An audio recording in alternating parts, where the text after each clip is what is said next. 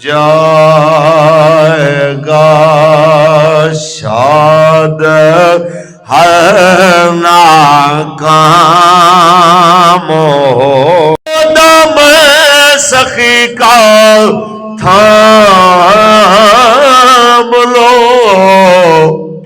کچھ نہ کچھ انعام ہو ہی جائے گا کچھ نہ کچھ انعام ہو ہی جائے گا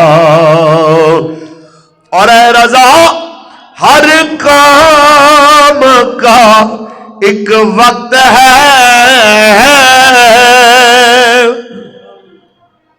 اے رضا ہر کام کا ایک وقت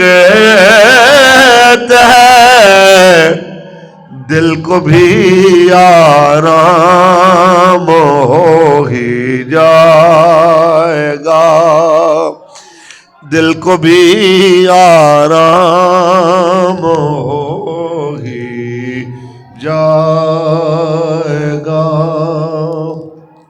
اللہ تبارک و تعالی جل وعلا کی حمد و ثنا کے بعد آقا نامدار شفیع روز شمار حضور احمد مجتبیٰ محمد مصطفیٰ صلی اللہ علیہ وسلم کی ذات طیبہ پہ لامحدود درود و سلام کے نذرانے پیش کرنے کے بعد دعا ہے کہ مولا کریم اجتماع جمعہ میں میری اور آپ کی حاضری قبول و منظور فرمائے۔ آباب ذی وقار ماہ مبارکہ طیبہ کئی لحاظ سے اہمیتوں کا حامل ہے، بالخصوص خلیفہ بلا فصل سیاسی و روحانی سیدنا صدیق اکبر رضی اللہ تعالی عنہ آپ کے وصال باکمال کے وجہ سے اس ماہ مبارک کو جو شہرت ہے، جس کی وجہ سے یہ ضروری ہے کہ ہم اپنی آنے والی نسلوں کو یہ بتائیں کہ ایمان اور اسلام کا ایک خوبصورت اور مضبوط رستے وہی ہیں جہاں سے میرے آقا گزرے، میرے آقا کے صحابہ گزرے، میرے آقا کی اہل بیت اطہار گزری۔ ان رستوں کو چھوڑ کے اگر کوئی نئے رستے تلاش کرنے کی بات کرے گا وہ سراسر گمراہی میں جانے والی بات ہوگی۔ ہدایت کا رستہ وہی ہوگا جو اللہ نے اپنے حبیب کے ذریعے، اپنے محبوب کے صحابہ و اہل بیت اطہار کے ذریعے قوم کو بتایا ہے۔ اس سے بھی اگلی بات کہ قیامت کی صبح تک مسلمانوں کے لیے خلافت اسلامیہ کی خوبصورت تشریح کے لیے اگر کبھی ضرورت پڑے گی تو وہ سیدنا صدیق اکبر پاک کا پہلا خطبہ اور سیدنا صدیق اکبر پاک کے آخری جملے اور حضرت سیدنا فاروق اعظم کا پہلا خطبہ اور آپ کے آخری خطبے سے ان تمام چیزوں کو اخذ کیا جائے گا، جن میں پہلا خطبہ حضرت سیدنا صدیق اکبر نے جو ارشاد فرمایا اس کے اندر واضح طور پہ تھا کہ اے لوگوں، میں خلیفہ بنا نہیں، میں بنا دیا گیا ہوں۔ میں نے زبردستی اقتدار پہ قبضہ نہیں کیا، مجھے مسلمانوں نے منتخب کیا ہے، تو میں مسلمانوں کے انتخاب کی وجہ سے تمہارے اس مسند اقتدار پہ بیٹھا ہوں۔ اور جس وقت آپ نے مسند اقتدار سنبھالی تو جو پہلا جملہ ارشاد فرمایا کہ اگر میں صحیح کام کروں تو تم فقومونی، مجھے تم اس طرح کرنا کہ تقویت دینا، میرا ساتھ دینا، میرے بازو بننا، میری حکومت کو استحکام بخشنا، اور اگر میں ٹیڑھا ہو جاؤں، راہ راست سے میں الگ ہو جاؤں تو مجھے تم سیدھا کر دینا، میرے ساتھ وہ سلوک کرنا کہ جس سے میں دائیں بائیں جانے کی بجائے اس رستے پہ چلوں جو رسول اللہ لے کے آئے۔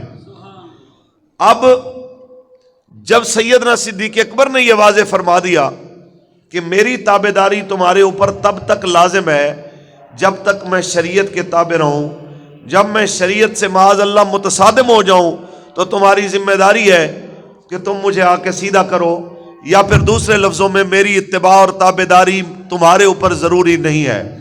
اب سیدنا صدیق اکبر جیسی ہستی نے یہ بتا دیا کہ خلیفہ بلا فصل مصطفیٰ بھی ہو اور سسر مصطفیٰ بھی ہو، سیدہ طیبہ اماں عائشہ صدیقہ کے والد گرامی ہو، وہ فرما رہے ہیں کہ اگر میری بھی حکومت ہو اور کوئی ایسا کام دیکھو جو شریعت کے خلاف ہے تو تم کھڑے ہو جاؤ اور میرے سامنے آ کے بات کرو۔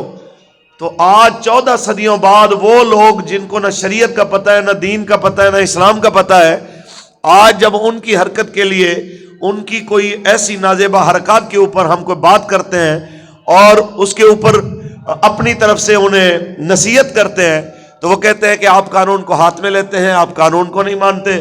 جب حکومت نے کہہ دیا تو پھر آپ کو کس نے اجازت دی ہے کہ آپ یہ بات کریں؟ بندہ پوچھے، حکومت ہو، ساری کائنات کی حکومتیں ہوں، اس ایک لفظ پہ قربان جو میرے آقا مولا کے لب اقدس سے ادا ہوا ہے۔ حضور کے فرمان سے بڑھ کر کسی کی کوئی اہمیت نہیں ہے، میرے آقا کی کہ ارشاد مبارکہ سے بڑھ کر کسی کی کوئی حیثیت نہیں ہے۔ اب کوئی جاہل اٹھ کے سودی معیشت کے بارے میں کہے کہ مولویوں سے ہم منوا لیں، کوئی جاہل اٹھ کے قانون ختم نبوت کے حوالے سے کہے کہ ہم مولویوں سے اپنی مرضی کا فیصلہ لے لیں۔ ابھی کل یوم عشق رسول یا یوم وفائے رسول جو منایا گیا کہ جس دن غازی ناموس رسالت غازی ملک ممتاز حسین قادری رحمت اللہ تعالی علیہ آپ نے شیطان تاثیر کو واصل جہنم کیا، تو ہم نے دیکھا بہت سارے لبرلز کو بڑی تکلیف ہو رہی تھی، دیکھیں نا جی یہ قانون کو جناب ہاتھ میں لے لیا، یہ فلاں کر دیا، یہ ایسا کر دیا۔ ہم کہنا چاہتے ہیں کہ جو بھی بندہ 1400 سال سے ایک متفقہ نظریہ تحفظ ختم نبوت اور تحفظ عقیدہ ناموس رسالت کے اوپر قدغن لگانے کی کوشش کرے گا وہ مرتد ہے، اور چاہے وہ اپنے آپ کو جتنا مرضی مسلمان کہتا رہے، وہ مرتد کیا مرتد اعظم ہے، اور اس کی سزا وہی ہے جو غازی ملت غازی ملک ممتاز حسین قادری نے دی ہے۔ لہذا آج اگر مٹھی بھر چمچے یہ کہیں کہ وہ سلمان تاثیر کے ساتھ کھڑے ہیں اور وہ منہ پہ ماسک لگا کے چھپ کے کہہ رہے ہوں کہ ہم تاثیر کے ساتھ کھڑے ہیں، تو محمد عربی کے یہ کروڑوں غلام پاکستان میں بسنے والے، خیبر سے کراچی تک رہنے والے، یہ کہہ رہے ہیں کہ غازی تیرے جان نثار جب تک سورج چاند رہے گا۔ یہ اس لیے ہے کہ کراچی سے خیبر تک رنگ و نسل میں زبانوں میں فرق ہو سکتا ہے، لیکن عقیدہ محبت رسول کے اندر کوئی فرق نہیں ہو سکتا۔ اللہ کا قرآن پڑھیں، محبت سے بولیے۔ خالق کائنات نے ارشاد فرمایا محمد رسول اللہ والذین معہ شداء علی الکفار رحماء بینہم۔ خالق کائنات نے فرمایا یہ میرے محبوب محمد اور ان کی معیت میں رہنے والے ہیں، ان کی خاصیت یہ ہے یہ کافروں پہ سخت ہیں مگر آپس میں بڑے رحم دل ہیں۔ ہم قیامت کی سویر تک اگر جناب اعلیٰ ایمان کے ترازو کے اندر کسی کو تولنے کی کوشش کریں گے، وہ ترازو ہمیں فرمان مصطفیٰ میں نظر آئے گا یا کردار صحابہ و اہل بیت اطہار میں نظر آئے گا۔ جب آپ کو لگے کہ جناب اب اسلام کے اوپر مشکل وقت آ گیا ہے، اب ہم نے جناب اعلیٰ کیا فیصلہ کرنا ہے، تو آپ کو رسول اللہ کے دروازے کی طرف دیکھنا پڑے گا، آپ کو میرے آقا کے فرمان کو مد نظر رکھنا پڑے گا۔ میرے آقا نے فرمایا علیکم بسنتی و سنت خلفاء الراشدین المہدیین، تمہارے اوپر میرا طریقہ لازم اور میرے خلفاء راشدین کا طریقہ لازم۔ جب میرے نبی نے فرما دیا تمہارے اوپر میرا طریقہ لازم، میرے خلفاء راشدین کا طریقہ لازم، اب دائیں بائیں دیکھنے کی ضرورت نہیں ہے، کیونکہ ہے قول نبی، قول خدا، فرمان نہ بدلا جائے گا، بدلے گا زمانہ لاکھ مگر قرآن نہ بدلا جائے گا. ہم نے تو یہی سیکھا ہے, ہم نے تو اہل بیت اطہار سے بھی یہی سیکھا ہے, ہم نے صحابہ سے بھی یہی سیکھا ہے, اور خاص طور پہ سیدنا صدیق اکبر رضی اللہ تعالیٰ عنہ, وہ کہ جن کے اوپر میرے کریم آقا کی توجہ اتحادی پڑی. توجہ اتحادی کسے کہتے ہیں؟ توجہ اتحادی اسے کہتے ہیں صوفیاء کی زبان میں کہ جب شیخ اپنے مرید کے اوپر ایسی توجہ ڈالے کہ دیکھنے والے کو یہ محسوس نہ ہو کہ شیخ ان میں سے کون ہے. اس کی بعد میں آنے والے صوفیاء نے ایک اور مثال دی, حضرت خواجہ باقی باللہ رحمت اللہ تعالی علیہ, کہ آپ کا ایک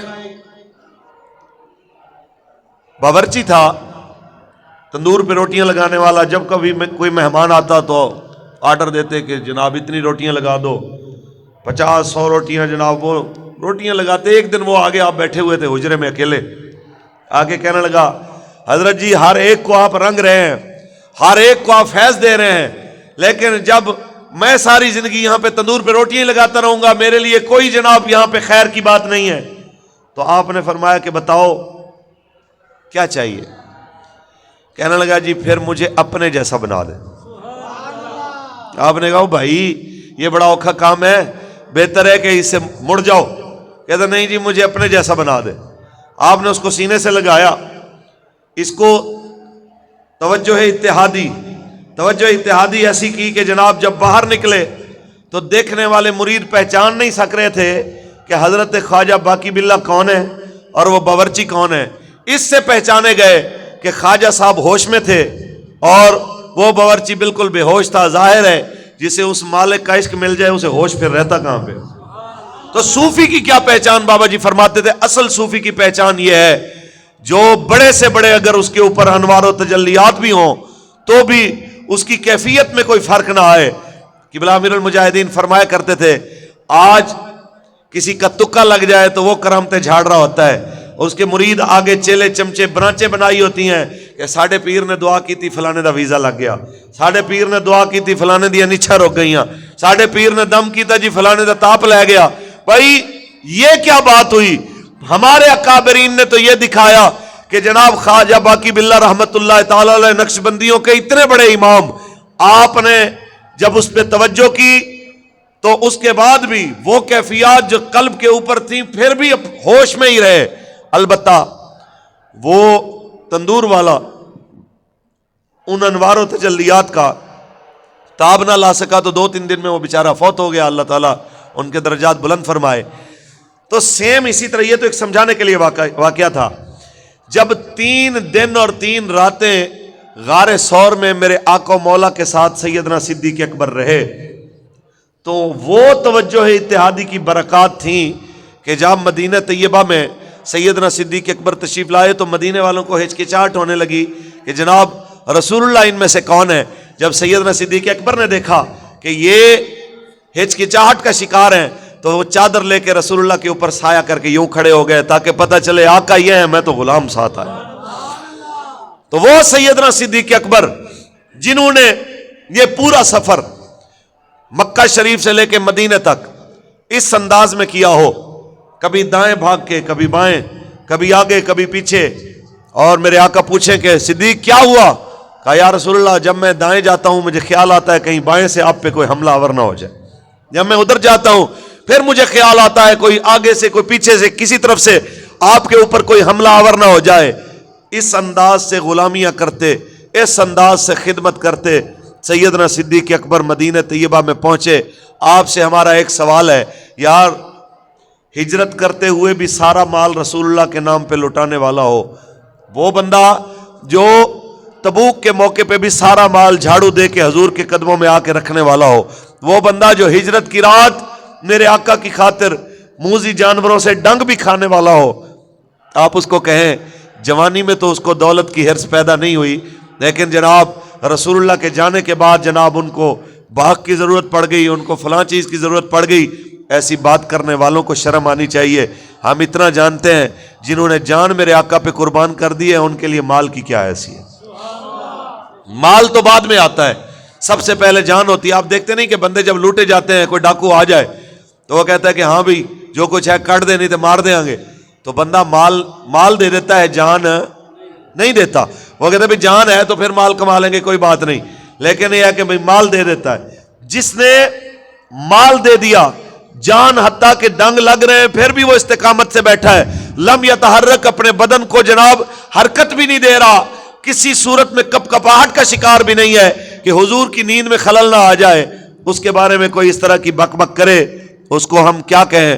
وہ ایک پنجابی کا عاشق بولا, اجازت ہو تو میں پڑھ دوں. کہتا ہے میں نوکر آل صحاب دہا کرا, ذکر دعا دا گلی گلی. میں نوکر آل صحاب دہا کرا, ذکر دعا دا گلی گلی. اے نور دولو اکھیاں دے, اے نور دولو اکھیاں دے. میں ہاں سنا دا گلی گلی, میں نوکر آل صحاب دہا کر, ذکر دعا دا گلی گلی. ہکو رہبر آل صحاب دا ہے, اے ہک ہن ہک ہن ہک رہسن. ہکو رہبر آل صحاب دا ہے, اے ہک ہن ہک ہن ہک رہسن. جڑا ہک نہ آکھے فتنہ ہے, جڑا ہک نہ آکھے فتنہ ہے. جھگڑے کرواندا گلی گلی, میں نوکر آل صحاب دہا کر, ذکر دعا دا گلی گلی. تو ہم نے تو یہ سیکھا ہے کہ نبی رحمت صلی اللہ علیہ وسلم کے صحابہ, یہ بھئی کو کم کرو بھئی, میرے آقا مولا کے صحابہ نے اپنے طرز عمل سے ثابت کیا ہے ہر چیز پہ کمپرومائز ہو سکتا ہے, خوراک پہ, لباس پہ, حتیٰ کہ رشتہ داری پہ, تعلق کے بحال رہنے اور ٹوٹنے پہ. لیکن رسول اللہ کی شریعت کے اوپر کوئی کمپرومائز نہیں ہو سکتا. اس کے لیے ہماری قوم بڑی عجیب ہے, جذباتی ہونے پہ آئے تو ایک مرلہ زمین پہ جذباتی ہو جائے, اور بے غیرت ہونے پہ آئے تو مسئلہ ناموس رسالت پہ بے غیرت ہو جائے. جذباتی ہونے پہ آئے تو ایک جناب موٹر سائیکل کے لاک توڑنے کے اوپر جذباتی ہو جائے, اور بے غیرت ہونے پہ آئے تو مسئلہ ختم نبوت کے اوپر بے غیرت بن کے قادیانیوں سے رشتے کر بھی رہے ہوں, ان سے لے بھی رہے ہوں, ان کو رشتے دے بھی رہے ہوں, اس بنیاد پہ کہ قادیانیوں سے رشتہ ہوگا تو ویزا لگ جائے گا جرمنی کا, فلاں ہو جائے گا, ایسا ہو جائے گا. آپ تصور کریں کہ میرے کریم آقا کے صحابہ نے اپنی سلطنت, اپنی جان, اپنا مال, سب کچھ داؤ پہ لگایا, لیکن عقیدہ ختم نبوت کے اوپر کمپرومائز نہیں کیا. ان میں سب سے پہلا کردار حضور کے صحابہ کے اندر سب سے مشکل ترین کردار سیدنا ابو بکر صدیق رضی اللہ تعالیٰ عنہ. آپ سوچیں جب مانعین زکوٰۃ کا فتنہ بھی اٹھ کے کھڑا ہو جائے, مرتدین اسلام کا فتنہ بھی کھڑا ہو جائے, جب لشکر اسامہ پہلے سے تیار ہو کے میرے کریم آقا کے حکم کے مطابق جا رہا ہو, میرے کریم آقا دو عالم صلی اللہ علیہ وسلم کے غلام ان پریشانیوں سے ابھی نکل رہے ہوں کہ منکرین ختم نبوت کا فتنہ بھی کھڑا ہو جائے, تو سیدنا صدیق اکبر فیصلہ فرمائے, چلو بھائی باقی ساری باتیں بعد میں ہوں گی, لیکن حضور کی ختم نبوت کے تحفظ کے لیے یمامہ کی سرزمین کے لیے لشکر تیار ہوگا. اتنے صحابہ تیار ہوں, بدری ہوں چاہے غیر بدری ہوں, سب کی یہ ڈیوٹی ہے, آپ سب نے حضور کی ختم نبوت کے لیے جانا ہے.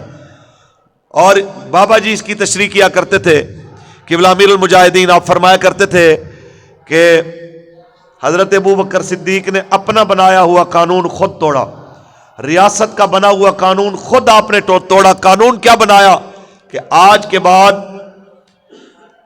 بدر کے جتنے شریک ہیں یہ کسی صورت بھی کسی جنگ کے اندر شریک نہیں ہوں گے، یہ مدینے میں بیٹھ کے اللہ اللہ کریں گے، دوسرے لفظوں میں یہ مدینے کے مشائخ ہیں، مدینے کے پیر ہیں، یہ اللہ اللہ کریں گے، اللہ کے حضور اپنے نوافل اور عبادات اور ذکر اذکار کے ساتھ یہ جا کے پیش ہوں، میں یہی چاہتا ہوں۔ لیکن جب ختم نبوت کا معاملہ آیا، آپ نے وہی اپنا قانون خود توڑ کے فرمایا چلو بھئی سارے صوفی تیار ہو جاؤ، چلو بھئی سارے مدینے کے تمام پیر تیار ہو جاؤ، تمام جناب اعلیٰ بدر والے ہوں یا کسی اور جنگ میں شامل ہونے والے، بعد میں اسلام لانے والے، حضور کی ختم نبوت کے لیے جانا ہے، تاکہ دنیا کو پتہ چلے کہ کل کو کوئی پیر اپنے حجرے میں منہ چھپا کے یہ نہ کہتا رہے کہ حضرت صاحب ہم عزت دار لوگ ہیں، ہمیں ہتھ کڑیاں لگ جائیں، ہمارے پلے کیا رہے گا، حضرت صاحب ہمارے پیچھے پولیس پڑ جائے، ہماری چادر چار دیواری سے پھلانگ کے پولیس والے آ جائیں، ہمارے پلے کیا رہے گا۔ تو ان کو اقبال کی زبانی میں سبق دینا چاہتا ہوں۔ اقبال کہتے ہیں یہ رسم خان کا ہی ہے غمو دو دلگیری، نکل کر خانقاہوں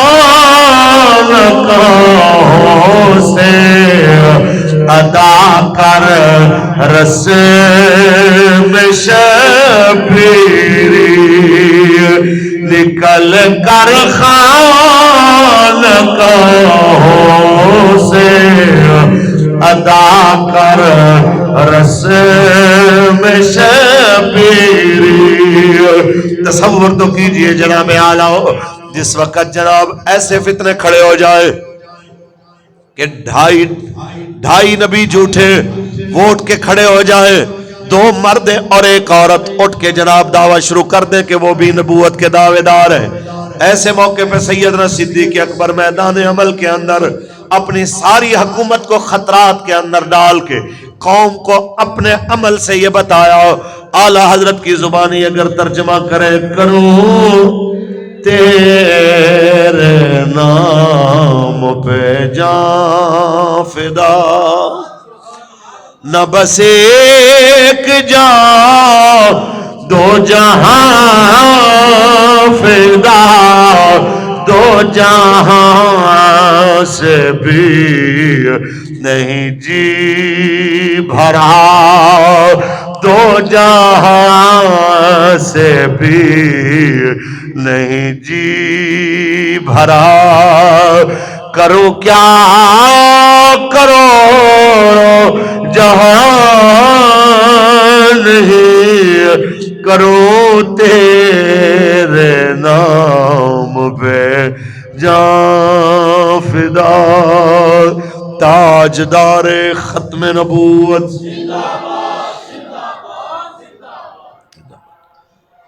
ابھی آپ نے کل دیکھا کہ تحریک لبیک یا رسول اللہ نے اپنے پرچم کا ڈیزائن بھی تبدیل کیا، جس میں خوبصورت انداز میں اسلام، پاکستان اور عوام جو ہمارا مین منشور ہے اس کی ترجمانی بھی کی گئی۔ ایسا خوبصورت اور بہترین پرچم کا پیغام کہ جس کے اندر اوپر اور نیچے سبز رنگ کی جناب اعلیٰ پٹیاں یہ بتا رہی ہیں کہ بھئی اسلام نے آپ کو ہر طرف سے پروٹیکشن دی ہوئی ہے، درمیان کے اندر سفید رنگ اقلیتوں کی نشانی، ان کو بتایا گیا ہے کہ یہاں فوٹو سیشن کے لیے آنے والے نہیں ہوں گے کہ نام نہاد اقلیتوں کے حقوق کے لیے اسلام کے خلاف بک بک کر کے گھروں کو چلے جائیں اور کوئی حقیقت میں ان کو تحفظ نہ دے سکے، بلکہ جو تحفظ محمد عربی کا دین اقلیتوں کو دیتا ہے وہ تحریک لبیک یا رسول اللہ دے گی انشاءاللہ۔ اس سے اگلی بات، کالا رنگ یہ ان جھنڈوں کے ساتھ نسبت ہے جو میرے آقا و مولا نے ارشاد فرمایا تھا کہ وہ کالے جھنڈے والے جو خراسان سے نکلیں گے اور امام مہدی کے ساتھ مل کے کفر کے خلاف میدان جنگ کے اندر اتریں گے، تو اس نیت سے یہ کالا رنگ جہاد فی سبیل اللہ کی نشانی ہے. اور ہمارے بابا جان اس کے لیے بچے بچے کی زبان پہ یہ نعرہ پہلے جاری فرما گئے کہ الجہاد الجہاد لبیک لبیک الجہاد الجہاد. بھائی اتنی سردی نہیں ہے کہ آپ ہاتھ بھی نہ اٹھائیں, ہاتھ بلند کر کے. الجہاد الجہاد لبیک لبیک. اتنی سی بات ہے کہ قوم کو اب تیار ہونا پڑے گا کہ قوم بزدلوں کی لیڈرشپ چاہتی ہے یا قوم دلیروں کی لیڈرشپ چاہتی ہے. یہ قوم نے فیصلہ کرنا ہے. ملک کو انہوں نے لوٹ کے اس دروازے پہ لا کے کھڑا کر دیا ہے کہ اندر بھی مخالفتیں مخاصمتیں ہیں اور ملک کے باہر سے بھی خطرات ہیں. ان تمام خطرات کا ایک ہی حل ہے, وہ رسول اللہ کا دین ہے. آپ نے اپنے کردار سے بتانا ہے کہ جاگ اٹھے ہیں اہل سنت, جاگ اٹھے ہیں اہل سنت, گونج اٹھا یہ نعرہ ہے دور ہٹو ہے دشمن ملت, پاکستان ہمارا ہے. دور ہٹو ہے دشمن ملت, پاکستان ہمارا ہے. پاکستان کا مطلب کیا, پاکستان کا مطلب کیا, دستور ریاست کیا ہوگا. ہم ہیں اہل سنت, ہم نے پاکستان بنایا تھا, ہم نے ہی انگریز یہاں سے انگلستان بنایا تھا, ہم نے ہی وہ پرچم تھاما جس پر چاند ستارہ ہے. دور ہٹو ہے دشمن ملت, پاکستان ہمارا ہے. تاجدار ختم نبوت. تو حالات بدلنے والے ہیں انشاءاللہ اور بڑی جلدی بدلنے والے ہیں.